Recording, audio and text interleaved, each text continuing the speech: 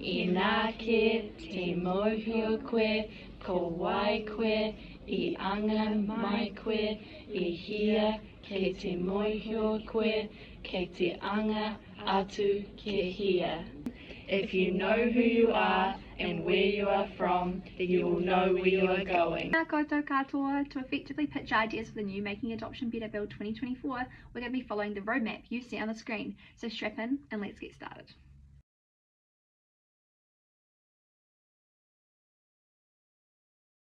Let's start with defining adoption. People will define it in a variety of ways. We will continue with the Oranga Tamariki definition because it is more comprehensive than the dictionary and less negative than Judge Adams's. There are 3 key statutes that govern adoption in New Zealand. Most adoptions in Aotearoa take place under the Adoption Act 1955. Under the current New Zealand adoption regime, interim orders and adoption orders are made by the Family Court under the Adoption Act 1955. A person making an application must be 25 years of age and 20 years older than the child, unless they are a relative. They must have the birth parent's consent and bear for improper person. A person can apply as an individual, except a male cannot adopt a female child unless they are the father, or they may apply as a married or de facto couple. After an adoption order is made, the adoptive parents are responsible for the day-to-day care of the child. A new legal relationship is formalised by a new birth certificate, creating a statutory guillotine between birth parents and the child. This is the 7-step process to adopt a child in New Zealand. It takes many months for the checks and balances to take place. This is critical to ensure the tamati is cared for well. About the other side, putting a child up for adoption. There are 3 steps. Firstly, talk with a social worker. Choose the adoptive parent. Finally, give your consent. Other options for parents too. A private adoption or a parenting order are suitable alternatives.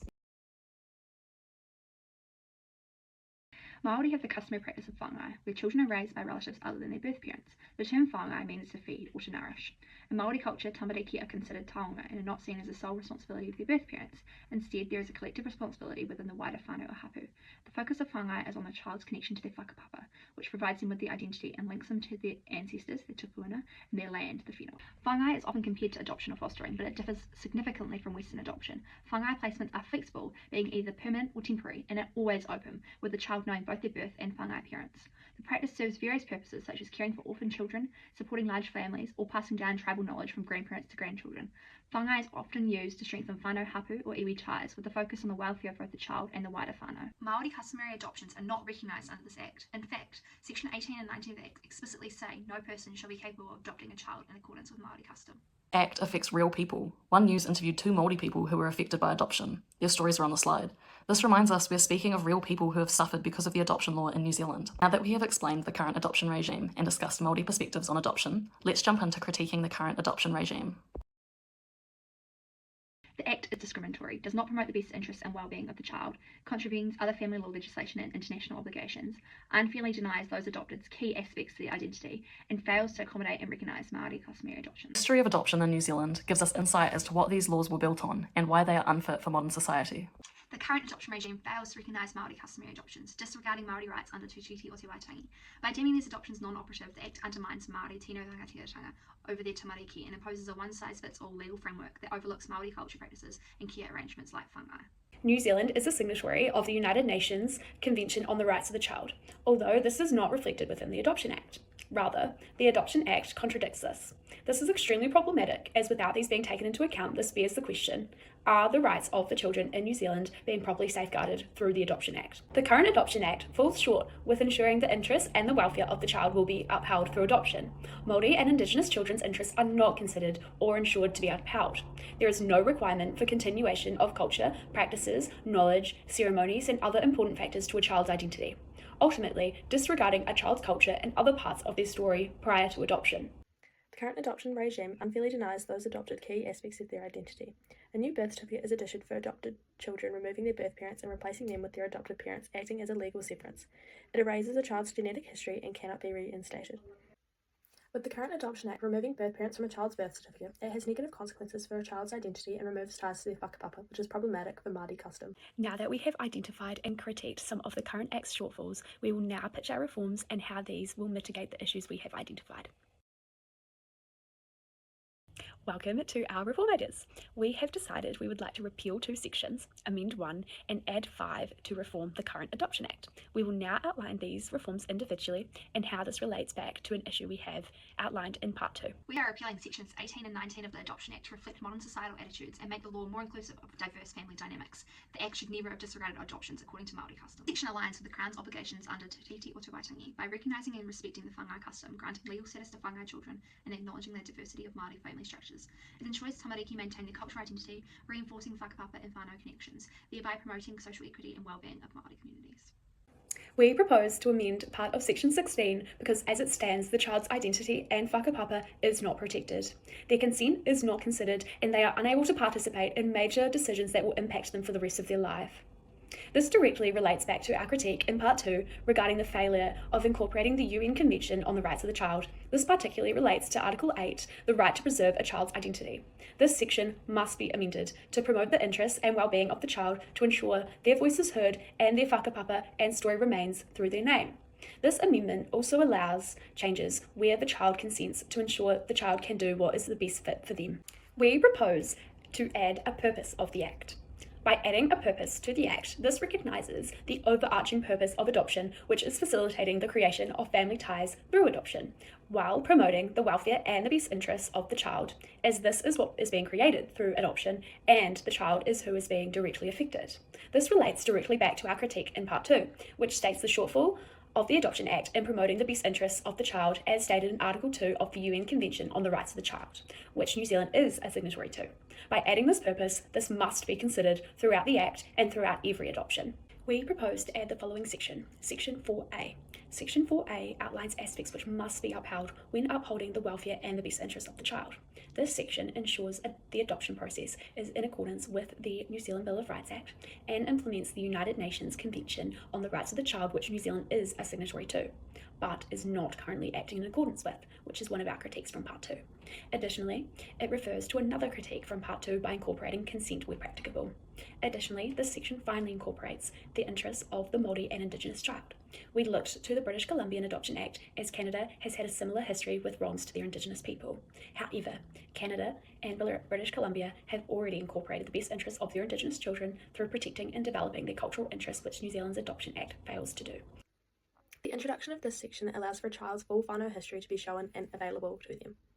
We propose the introduction of Section 33(1) to allow a child to request any information that has been made available about them in their adoption. More, we recommend the government release an official apology to those negatively affected by the previous sections. Now that we have pitched our reform ideas, we would love for you to meet Anahira and Wiremu. Anahira is 5 years old. Her whaia, araha, and her papa Rā can no longer care for her for personal reasons. Anahira's whānau are from Whakatū. Her iwi is Ngāti Kuia. With Araha and Rā no longer capable of caring for Anahira, they are looking at other care arrangements. Anahira's tupuna and wider whānau have always been a big part of her life and have taken on a care role during the last 5 years of her life.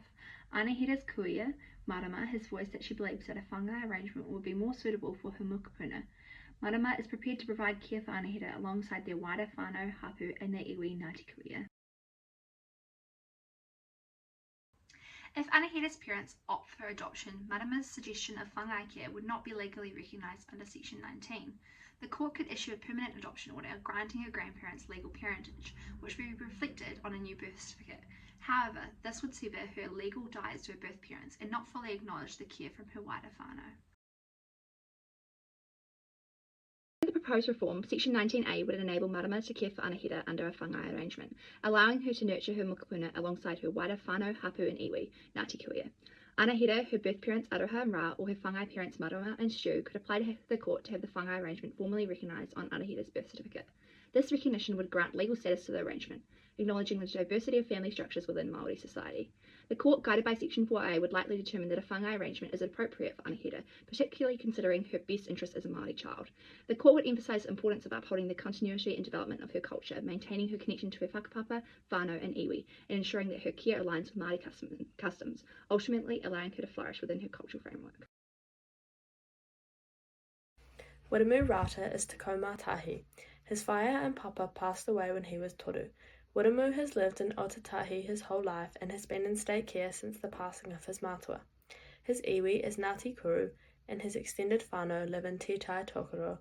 Wiremu has previously visited his extended whānau, however there was no one available to care for him in Otatahi, and so he has been under the care of OT for many years. Karen and David have always wanted a child, although they haven't been able to conceive on their own. They have been on Oranga Tamariki's list for quite some time, and they fit all the relevant criteria and are seen as fit and proper candidates.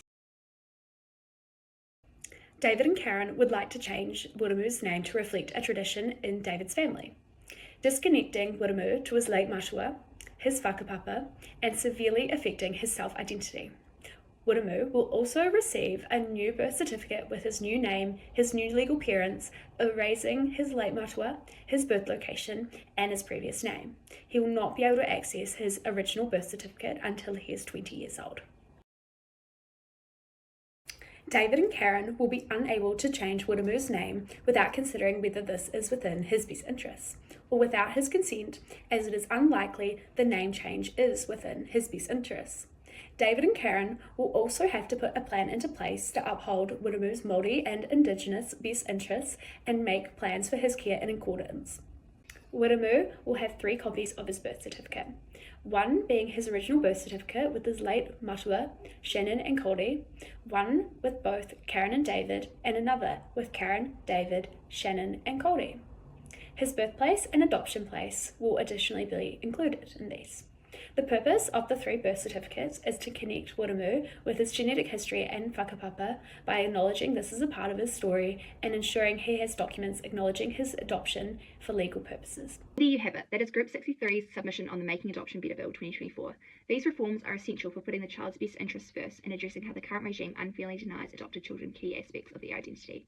By recognising whāngai arrangements, we can help preserve cultural connections and ensure tamariki grow up knowing who they are and where they come from. Thank you for following along, and until next time, ka kite anō.